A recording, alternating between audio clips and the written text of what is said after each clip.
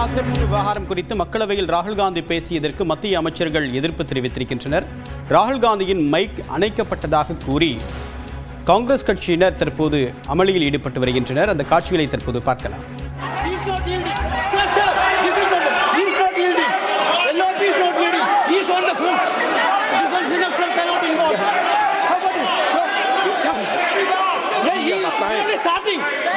क्या वह पुस्तक प्रकाशित हुई है जिसमें यह सब सारी बातें उन्होंने लिखी हैं? यदि प्रकाशित हुई है तब तो आप उसका उल्लेख करिए, नहीं प्रकाशित हुई है तो उल्लेख करने का कोई औचित्य नहीं है. अध्यक्ष महोदय, प्लीज एक minute. It is not wise, sir. What do you talk? Please एक मिनट.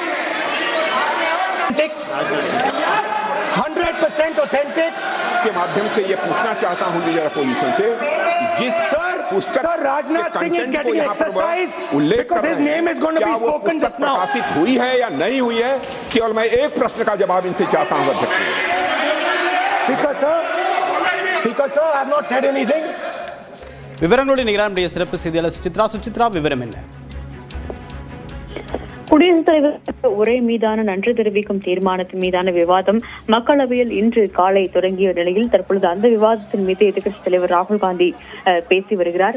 குறிப்பாக இந்திய ராணுவத்தினுடைய ஜெனரல் நரவானே எழுதிய ஒரு குறிப்பை மேற்கோள் காட்டி அவர் பேச முற்பட்ட பொழுது அதற்கு மத்திய பாதுகாப்புத்துறை அமைச்சர் மற்றும் உள்துறை அமைச்சர் தரப்பில் கடுமையான எதிர்ப்புகள் என்பது முன்வைக்கப்பட்டது. அவைக்கு தொடர்பில்லாத விவகாரங்களில் இங்கு பேசக்கூடாது என்ற ஒரு கருத்தை சபாநாயகர் ஓம் பிர்லா முன்வைத்த நிலையில் ராகுல் காந்தியினுடைய மைக் அணைக்கப்பட்டது குறிப்பிட்டது.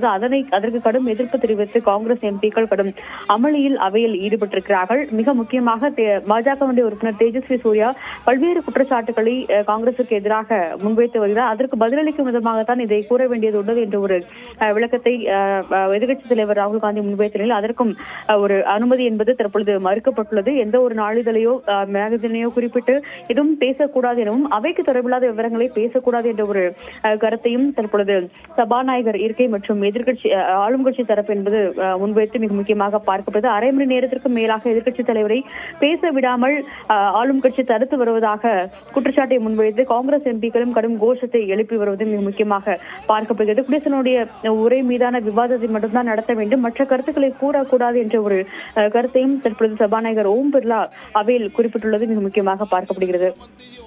விரிவான தகவலுக்கு நன்றி சுசித்ரா.